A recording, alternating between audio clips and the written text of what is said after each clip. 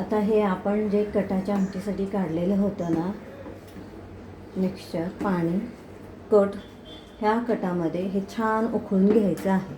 हे उकळल्यानंतर पहिल्यांदा आपण चिंच शिजवून घेतली, नंतर त्यात गूळ घालून चिंच कोळून घेतली आणि परत त्यात गूळ घातला आणि ते पाणी आपण आता ह्यात अंदाजे घालायचं आहे. बहुतेक ह्यात गूळ थोडा विरघळलेला नाही आहे. हा गुळाचा खडा असंच आपण उचलून ह्यात प्रमाणात घालणे. ह्या कढीपत्ता आहे तो असा तोडून टाकू.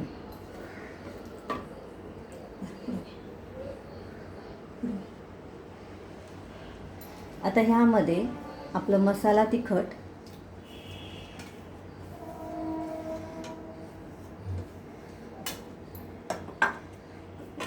चालते ना, कधी उकळून दिलं पाहिजे.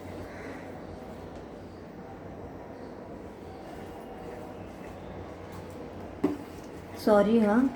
आता आपलं काय करायचं, चिंच गूळ घातल्यानंतर एक उकळी येऊ द्यायची आणि त्याच्यानंतर जरी तुम्ही मसाला तिखट वगैरे घातलं तरी चालू शकतं.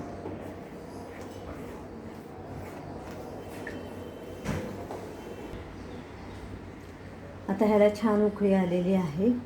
तर आता ह्यात आपण थोडं तिळाचं कूट, भाजून बारीक पूड केलेली खोबरं, धने जिरे पूड भाजलेली आणि हा 1 चमचा गरम मसाला, हे सगळं घालून छान उकळी येऊ द्यायची.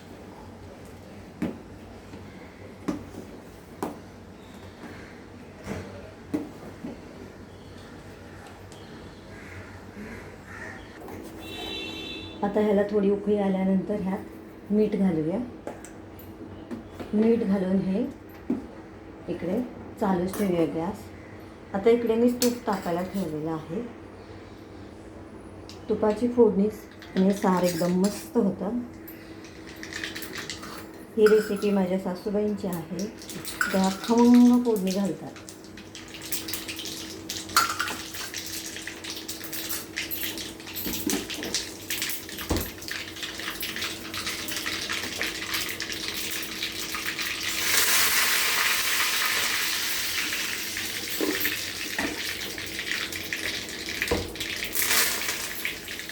जिरे, मोहरी, हिंग, कढीपत्ता